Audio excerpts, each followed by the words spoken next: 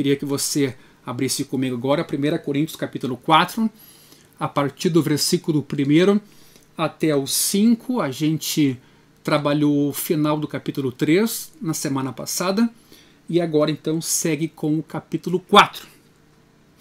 Assim, pois, importa que todos nos considerem como ministros de Cristo e encarregados dos mistérios de Deus. Ora, além disso, o que se requer destes encarregados é que cada um deles seja encontrado fiel. Mas a mim pouco importa ser julgado por vocês ou por um tribunal humano.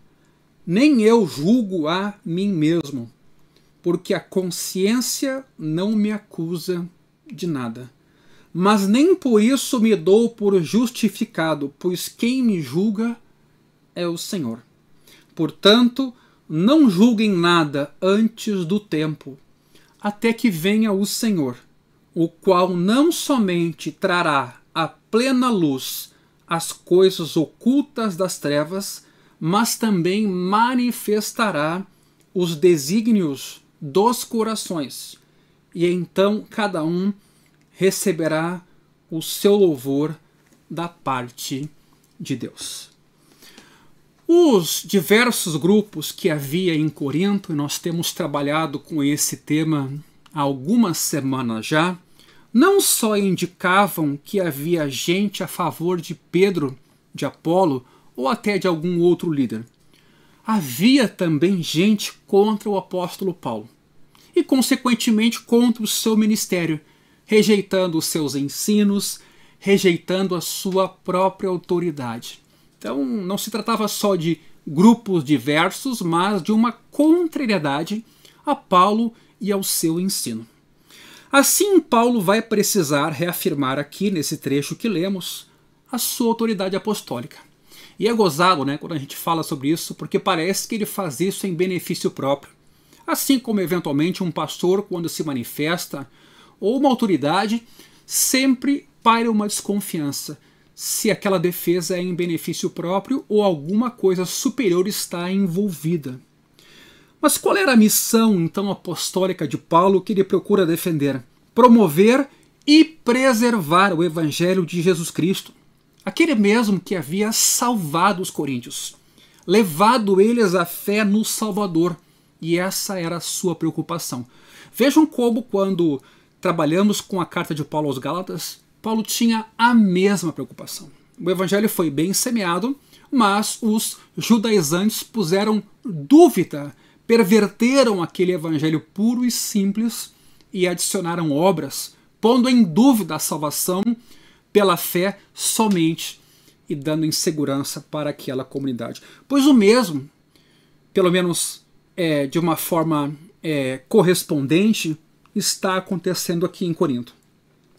Ao mesmo tempo, Paulo não podia descaracterizar a natureza de um apóstolo, que é a natureza de servo. Então ele não podia se impor. Ele tinha que defender o seu ministério, seu apostolado, mas sem desconfigurar a natureza serviçal de um filho de Deus. E esse também é um desafio para nós hoje, quando em nome da verdade a gente esquece o amor. Quando em nome da verdade a gente quer se impor a quem não crê ou toma uma posição muito dura em nome da verdade quanto aquelas pessoas que não creem como a gente. Como manter-se servo em amor sem abrir mão da verdade?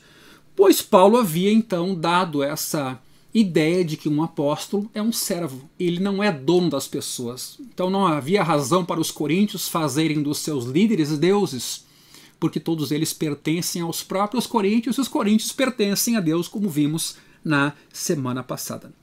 O trecho lido até aqui mostra como Paulo tem sido mal julgado pelos coríntios. Essa é a verdade. Devido a um certo tipo de espiritualidade que estava se formando naquela igreja.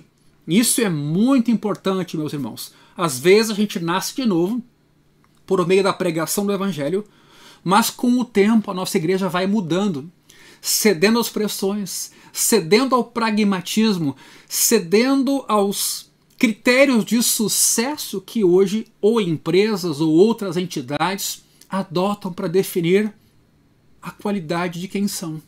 E às vezes a igreja também cede a essa pressão e quer ser bem colocada, bem valorizada no seu contexto e vai pervertendo o evangelho, vai adicionando toques de administração, de marketing. Claro que tudo isso que vem para bem, que não comprometa o conteúdo, nós dizemos amém, mas por vezes, para não dizer muitas vezes, isso que adicionamos compromete o conteúdo e Cristo deixa de ser o centro ou o fundamento e nós acabamos confiando em nós mesmos. Daí a facilidade com a qual nós se pervertemos ou deixamos que o evangelho se perverta ao longo do tempo, e é nesse sentido que nós cristãos que nascemos de novo precisamos de novo e de novo voltar às Escrituras, olhar a nossa fé à luz das Escrituras, dos nossos irmãos, do testemunho de Paulo, dos demais apóstolos, do livro de Atos, para ver se nós não nos perdemos ao longo do tempo. Esse trecho mostra então que Paulo estava sendo mal interpretado por causa de uma espiritualidade específica que se formava em Corinto. Mas Paulo vai mostrar que ele é servo de Deus e não dos coríntios, de modo que ele não pode ser julgado por eles a quem pregou, e que todos um dia passarão pelo justo juízo de Deus, que então desvelará tudo que está escondido. Ao alterar a metáfora para a de mordomos da casa, porque Paulo já usou lavoura, usou edifício, usando então essa metáfora para a de mordomos de uma casa, a quem foram confiados os mistérios de Deus, é o que Paulo diz. Paulo argumenta que os coríntios devem receber a Paulo e Apolo como servos de Cristo em favor dos próprios coríntios. Paulo não está brigando com os coríntios. O que se exige dos mordomos, e esse é o ponto importante aqui, mordomos da casa que tem dono, é que eles sejam fiéis. E somente o dono da casa pode decidir qual mordomo é fiel, e não os demais integrantes da casa ou integrantes da família. Quem decide se o mordomo é apto ou não, é fiel ou não, é o dono da casa. Assim, Paulo vai argumentar que aquilo que os coríntios dizem a respeito dele tem pouca importância, como mostra o versículo 3. Bem como a própria consciência limpa que Paulo alega ter. Também ele considera não é suficiente, porque todo julgamento, na verdade, pertence a Deus. Começando então a olhar com mais cuidado esse texto, o versículo 1 diz assim: assim, pois, importa que todos nos considerem como ministros de Cristo e encarregados dos mistérios de Deus. Paulo, Apolo e Cefas, já tratados nessa carta, realmente pertencem aos coríntios, como já vimos no capítulo 3, versículo 22. Mas isso deve ser entendido à luz da sua afirmação anterior, lá no capítulo 3, versículo 9, quando Paulo escreve: somos cooperadores de Deus e vocês são lavoura de Deus, edifício de Deus. Todos somos de Deus. Nesse sentido, é importante a compreensão então do todo. Quem é essa igreja? Os líderes dos coríntios também pertencem, antes de mais nada, a Deus. Em outras palavras, é assim então que as pessoas devem nos considerar como servos de Cristo. É o que Paulo está dizendo aqui no versículo 1. O uso do plural, nos considerem, indica que Paulo está descrevendo não apenas o seu ministério, mas também o ministério dos seus conservos, daqueles que lhe auxiliam. No entanto, é claro que a ênfase toda está no ministério pessoal de Paulo, até porque ele foi chamado especificamente para os gentios e teve da parte de Deus e do Cristo uma revelação especial para compartilhar o Evangelho. Em 1 Coríntios, capítulo 3, versículos 5 a 9, já trabalhados aqui, nós vimos muito bem o uso da palavra servos. Só que lá, essa palavra no grego é diakonoi, enfatizando a natureza serviçal da tarefa dos líderes debaixo do governo de Deus. Agora que mudou a metáfora para uma casa e mordomos, ou seja, para uma família, Paulo não usa aqui a palavra diakonoi, usa hiperetas, que a nossa Bíblia aqui está traduzindo por ministros. E a ênfase também está no serviço, mas ministros aqui tem esse sentido de alguém que tem o direito, embora servo do patrão, de administrar os negócios ou bens do seu dono. Ou seja, isso se confirma inclusive pela palavra encarregados, usada nos 2 primeiros versículos do capítulo 4, né? Encarregados dos mistérios de Deus, e aí no versículo 2, o que se requer destes encarregados, que no grego é oikonomos, oikos é casa, né? Mordomos, então, são esses que cuidam da casa. Podia ser até um escravo esse mordomo, a quem foi confiado o gerenciamento dos bens e do seu dia a dia. E esse mordomo tinha que prestar contas. Essa é uma típica imagem da casa de uma família greco-romana. Então Paulo usa, obviamente, essa linguagem para se comunicar bem com os seus interlocutores. A nova metáfora não tem somente a ideia de um dever de prestação de contas da parte desse mordomo com quem Paulo se compara no seu ministério, mas também transmite o tema da autoridade delegada que o mordomo recebeu. Por isso, os apóstolos devem ser considerados servos de Cristo, tornando aqui, com essa palavra, a enfatizar a humildade da posição deles. Eles não são Cristo, eles não são pessoas que têm os coríntios, eles são de Deus e servem a comunidade e servem a Cristo, mas ao mesmo tempo eles são mordomos dos mistérios de Deus, como diz o versículo 1. Enfatizando aqui a sua posição de confiança e responsabilidade perante Deus. Quer dizer, eles são pessoas a quem Deus confiou, delegou a pregação e o ensino do seu evangelho.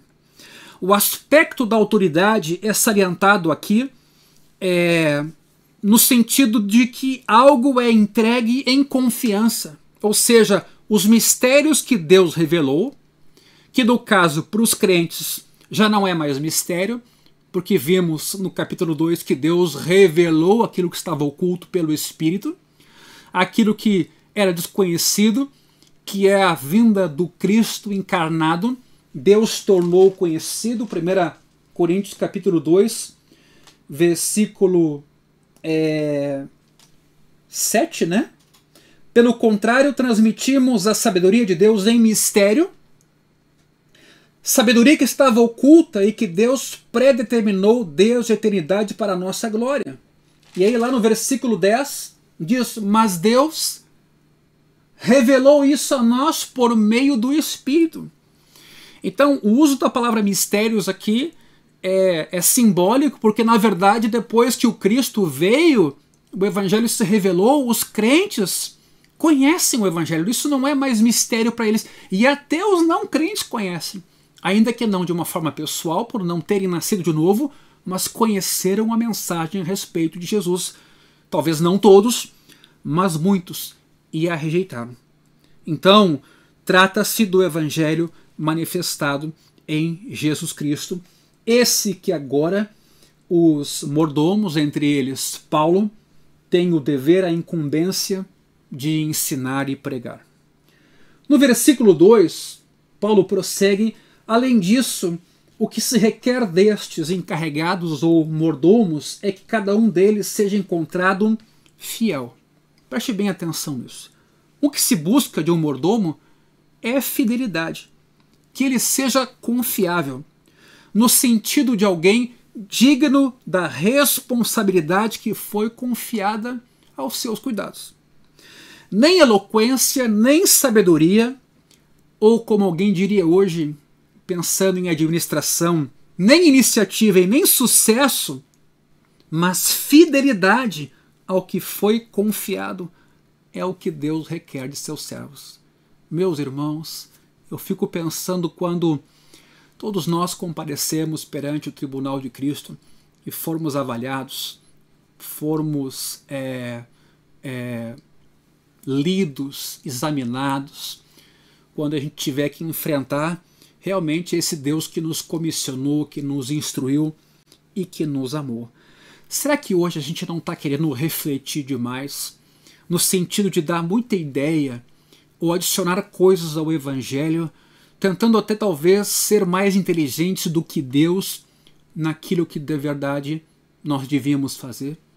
Simplesmente sermos fiéis ao que Deus nos deu para fazer, sermos pessoas confiáveis, não tocarmos aqui nem acolá, não adicionarmos absolutamente nada ao Evangelho.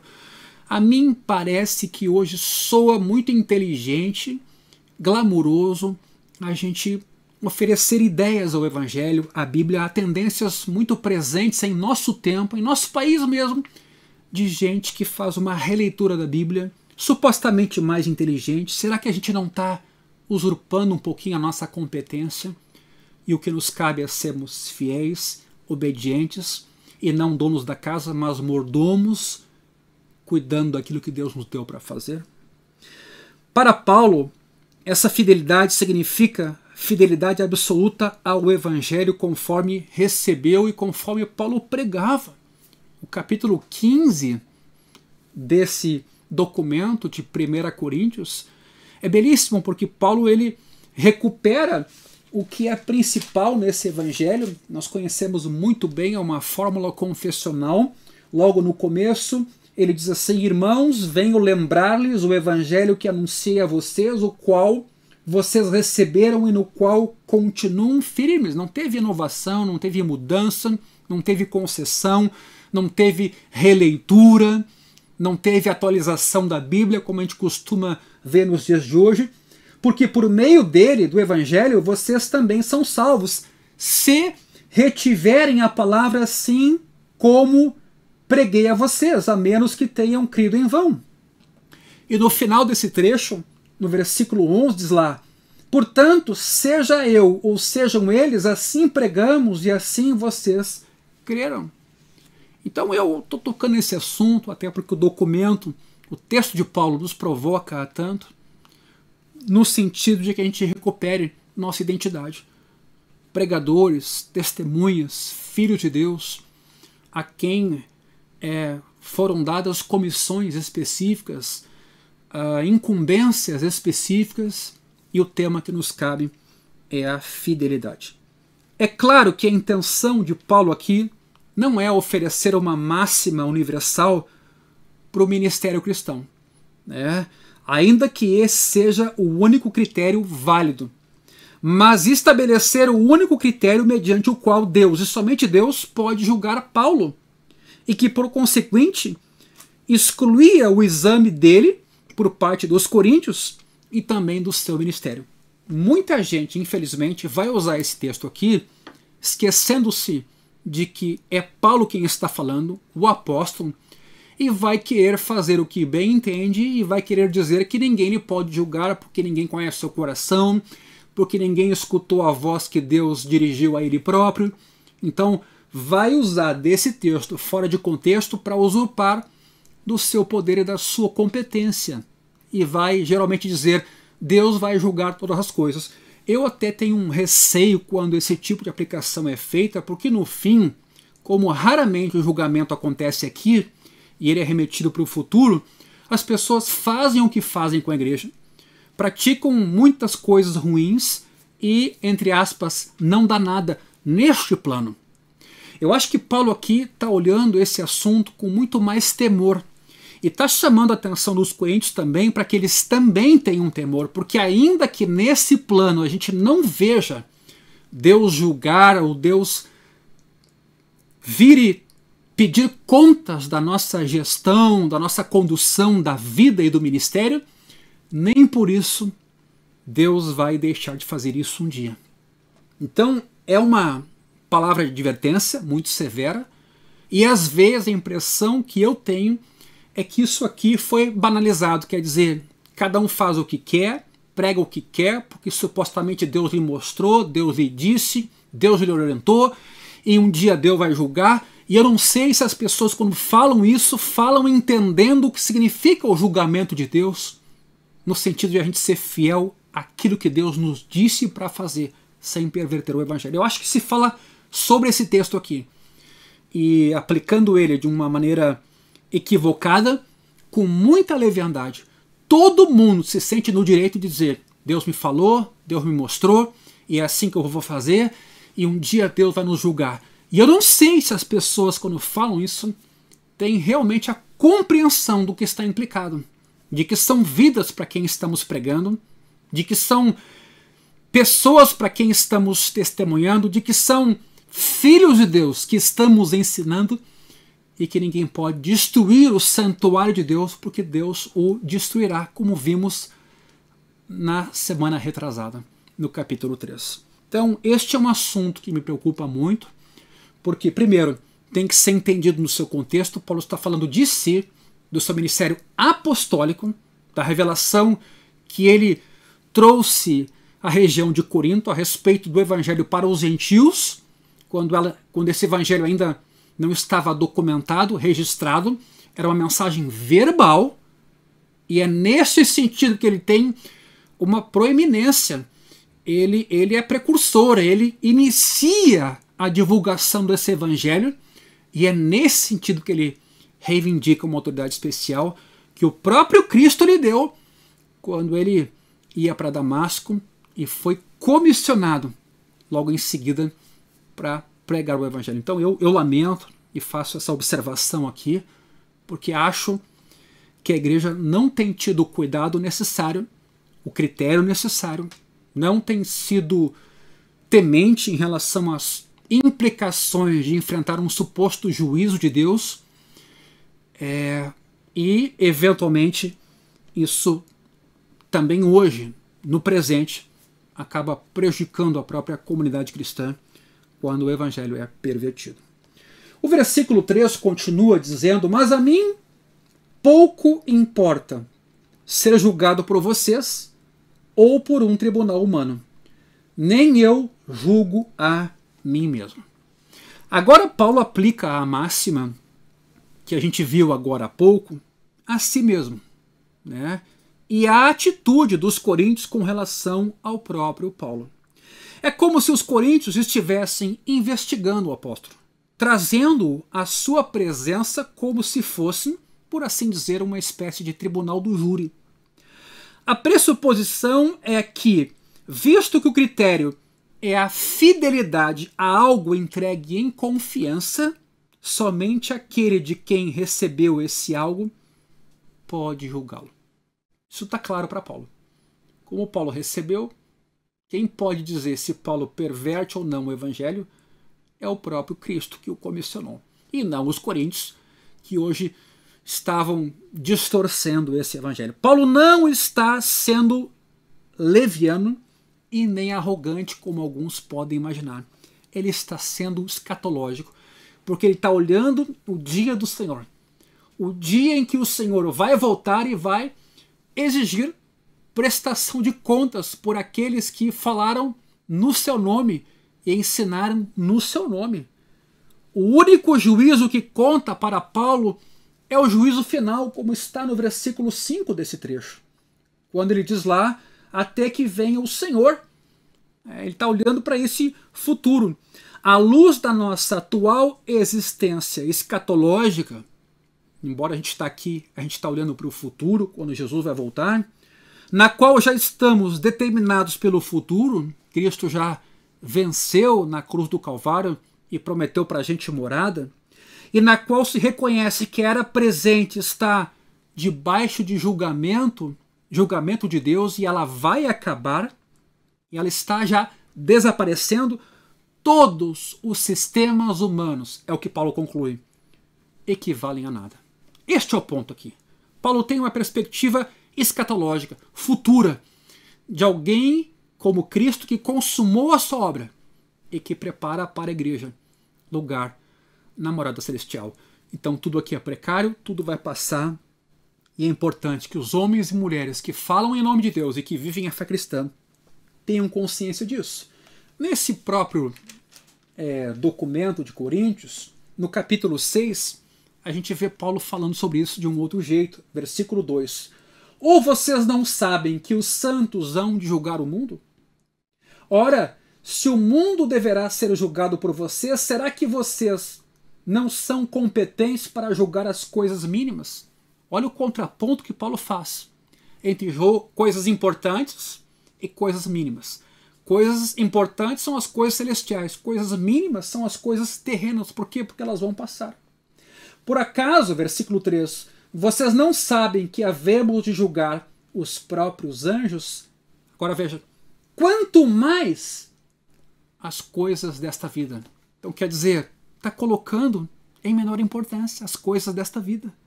Os anjos são mais importantes. O futuro da humanidade é mais importante. As demais coisas terrenas vão perdendo valor e vão sumindo com a transformação que um dia Deus vai operar nesse mundo. Por isso, para Paulo, todos os juízos que são meramente humanos, contra ele agora nesse caso, quer proferidos pelos coríntios, quer proferidos por quaisquer outros que assim o julguem, para Paulo tem pouquíssima ou praticamente nenhuma importância. Não é qualquer pessoa que lida bem com isso, com a crítica. Não é qualquer ser humano que aceita, e agora me referindo aos crentes, ou aos pastores, ou a líderes, que aceita a crítica sem levar isso para o lado pessoal. Não é fácil. Você às vezes é atacado na sua família, na sua moral, você é caluniado, e geralmente quem calunia nunca faz isso frente a frente, faz às escuras, faz de maneira dissimulada, divulgando notícias imprecisas, né? É como Paulo disse, né? Eu quero ver a coragem desses que por cartas são corajosos, mas presencialmente eles são fracos. E infelizmente isso é uma coisa do ser humano. É uma maneira assim ruim de agir, e é nesse sentido que Paulo está então aqui preocupado. Ele não está preocupado com os juízos críticos a respeito dele, porque a visão dele é clara. É servir a Deus e ser fiel. O único juízo que vale para Paulo é o juízo final, escatológico, ministrado pelo próprio Cristo. Tanto é assim que Paulo inclui quaisquer juízos pessoais que faça de si mesmo como igualmente relevantes. Ele não confia nem nele mesmo. Ele não confia no juízo que ele faz sobre si, sobre essa suposta consciência limpa que ele tem. Ele não confia nisso. Ele sabe que no fim o julgamento justo e verdadeiro é do dono da casa. E nesse sentido, ele reconhece que os próprios julgamentos que faz a respeito de si mesmo não são relevantes. Não porque ele é irresponsável, atenção, esse é o ponto que eu quero chamar a atenção aqui. Daqui a pouco alguém diz assim, Deus sabe meu coração, Deus vai me julgar. E o cara é um irresponsável porque ele sabe que aqui não vai dar nada. Ele vai ocultar o crime, ele vai ocultar o adultério, ele vai fazer o que é errado, e isso não vai vir a público. É uma situação triste hoje essa que acontece. Não é o caso de Paulo. Ele não é responsável, mas porque ele está a serviço de alguém outro, que ele tem essa responsabilidade. O que o seu Senhor pensa sobre o seu desempenho é o que vale, e não a sua autoavaliação, como aconteceu recentemente nessa pandemia, em alguns cursos, faculdades ou até mesmo escolas. Alguns alunos foram orientados a fazerem uma autoavaliação e o professor não foi perguntado, ou pelo menos ele não conseguiu investigar o que os alunos de fato aprenderam ou como conheceram. o que o seu senhor pensa sobre o seu desempenho é que vale, e não a autoavaliação. Paulo se sente perto demais da consumação para se afligir com o autoexame. Ele sabe que Jesus vai voltar.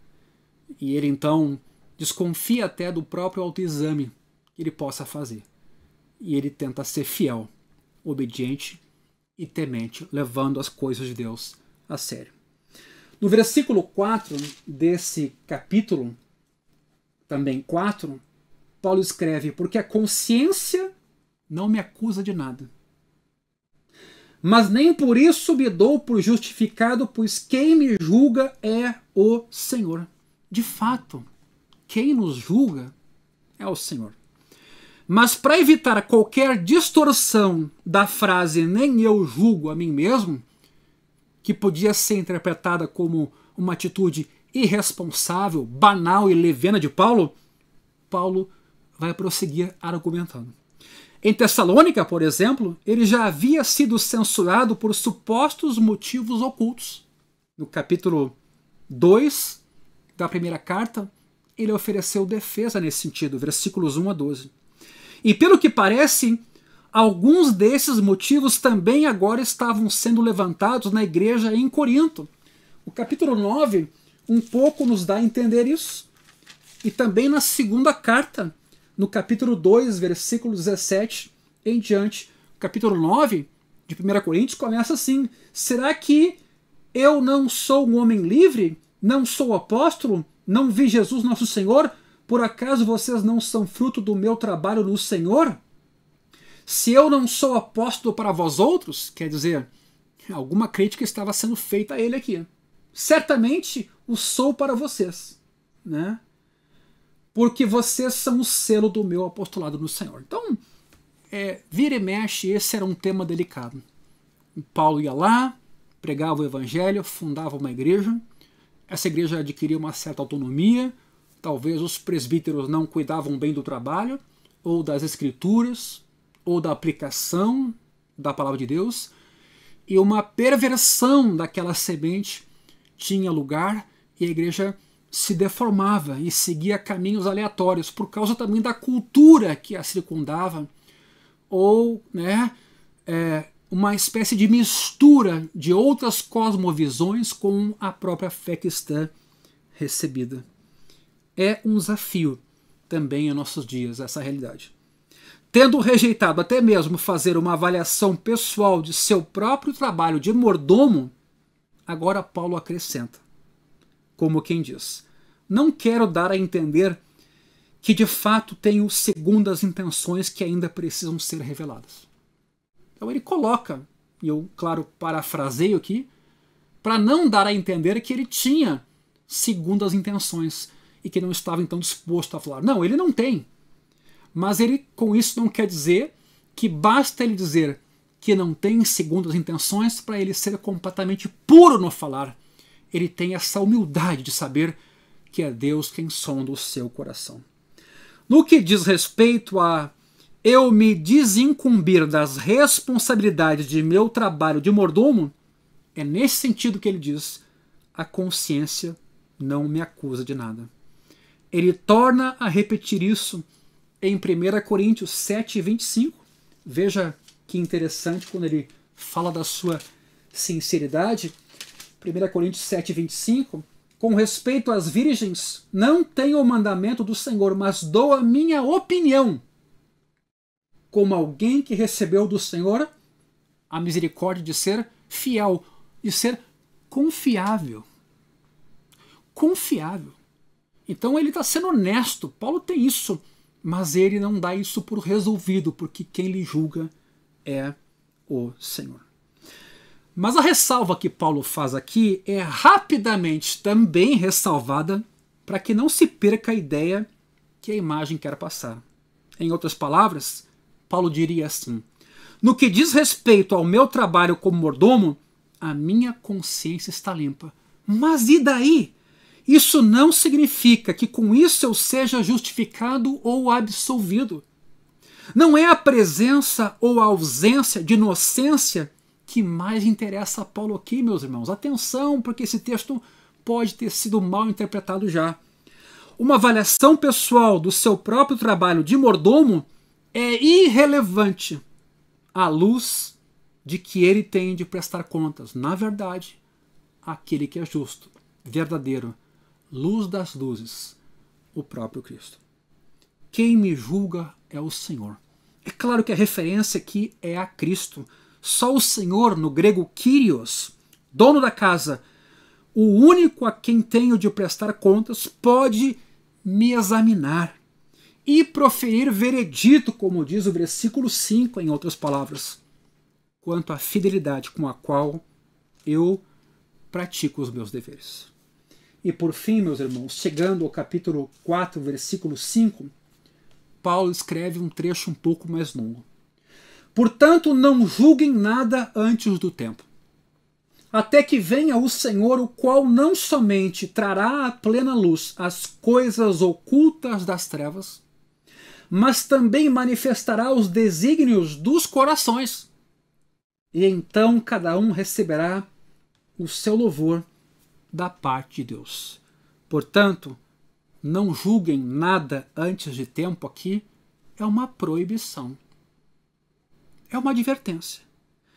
Parem de buscar um veredito acerca de qualquer coisa antes do tempo determinado. É como se Paulo estivesse assim escrevendo. No capítulo 9, versículo 3, a gente vê algo semelhante.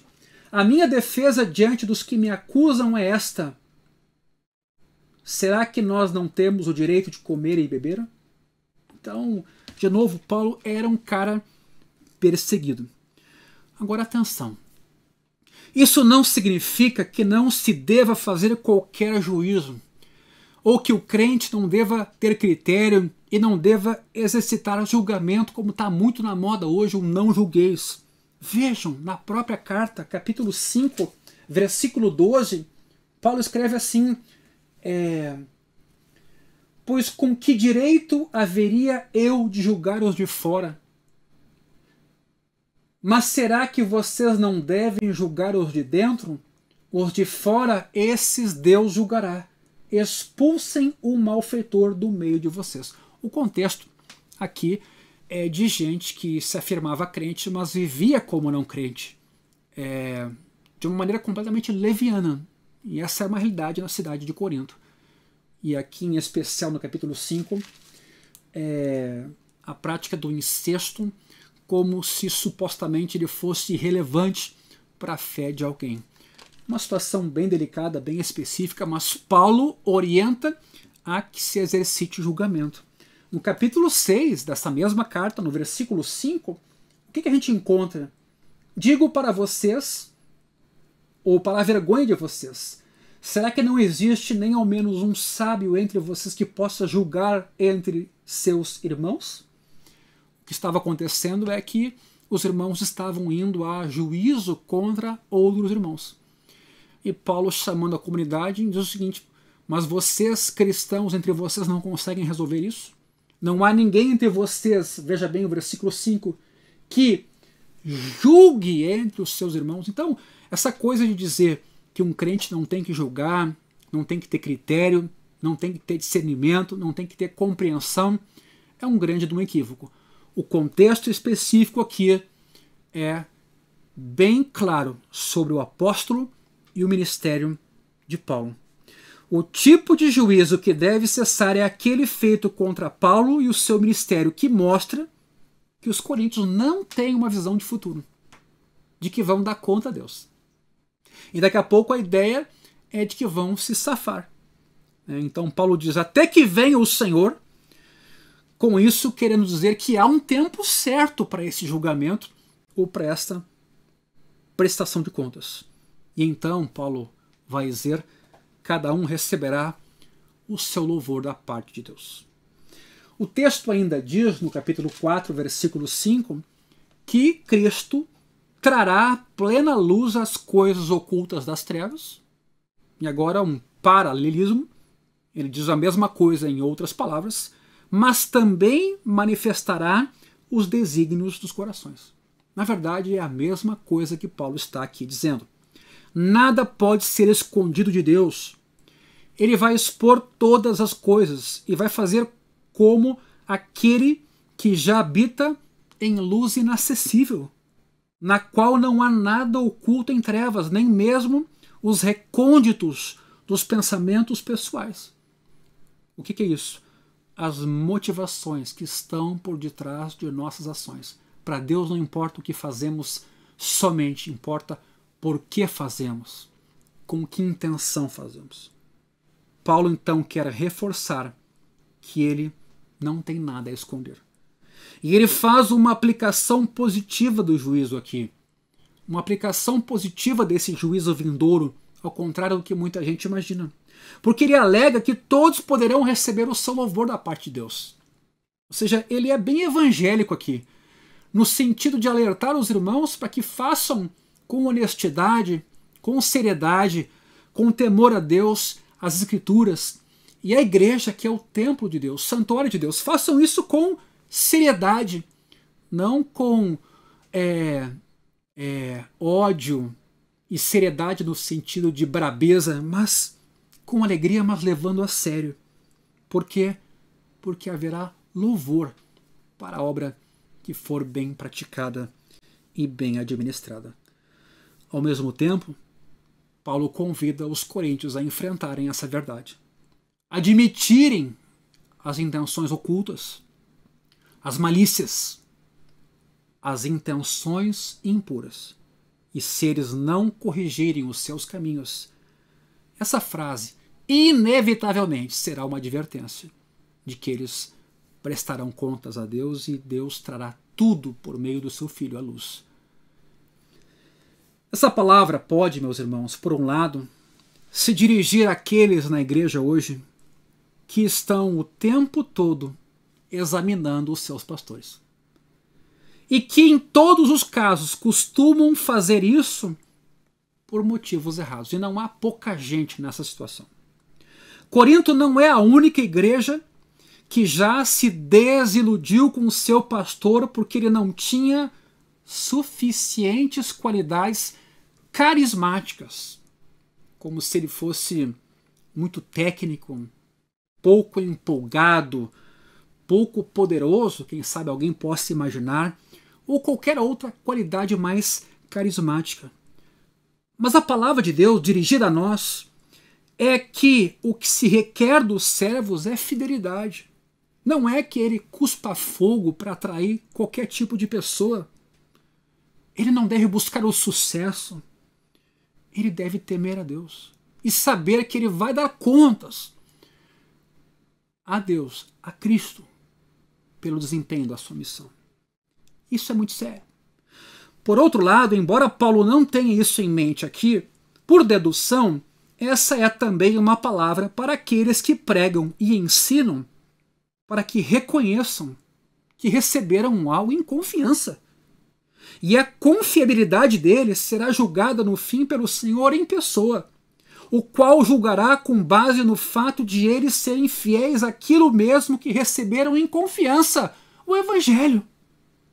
E não nossas ideias e criatividades e adições e suposta inteligência ou atualização do texto.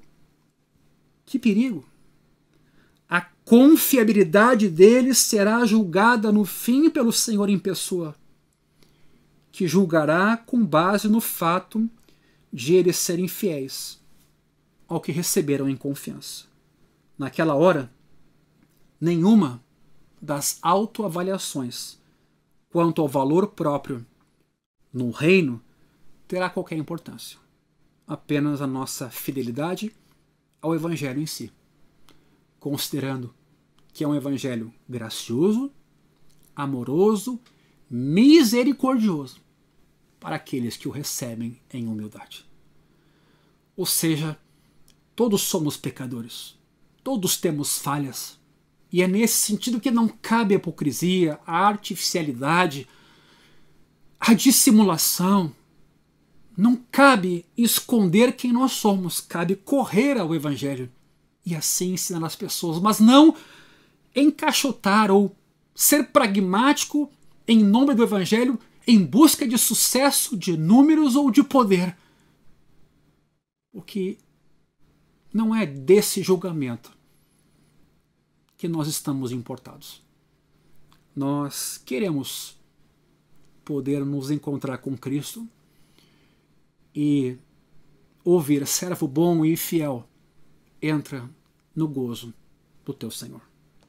Por fim, eu cito aqui um salmo que para mim tem sido muito importante nesses dias, que é o Salmo 131. Aqui o salmista faz uma confissão de fé que deve levar todos nós, pelo menos, a uma reflexão pessoal. Senhor, não é orgulhoso o meu coração, nem arrogante o meu olhar. Não ando à procura de grandes coisas, nem de coisas maravilhosas demais para mim.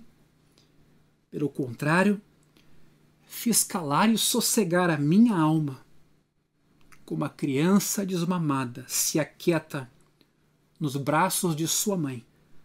Assim é a minha alma dentro de mim. Espere, ó Israel, no Senhor, desde agora e para sempre. Em dias em que a gente é tentado a fazer e se preocupa com o que vai fazer e como fazer, esse evangelho aqui, esse salmo, que é uma manifestação de evangelho, nos convida a pensarmos sobre quem somos. Nos convida a sermos. E não nos preocuparmos com o fazer e nem com o tipo de coisa a ser feita, mas com ser, com crer, com viver, com temer a Deus e deixar Deus conduzir os nossos caminhos. Quando a gente se ocupa demais com o fazer, a gente tende a fazer sem ser. Quando a gente se ocupa ao contrário, de simplesmente ser e de se entregar a Deus e ter o gozo nele, independentemente do que vamos fazer ou não fazer, pertence a Deus o fazer. E eu digo isso a todos nesse momento para a reflexão pessoal, quando a gente se pergunta: o que eu vou fazer na igreja? O que eu vou fazer como crente? Quais as obras que eu posso desempenhar? Eu diria para você dar um passo atrás e pensar: quem eu sou? O que alimenta as tuas decisões e intenções? E que a gente possa responder essa pergunta aqui, ou essa afirmação do salmista: não é orgulhoso o meu coração, nem o meu olhar é arrogante. Eu não ando procurando grandes coisas e nem aquilo que é maravilhoso demais para mim. Pelo contrário, eu fiz aquietar-se a minha alma.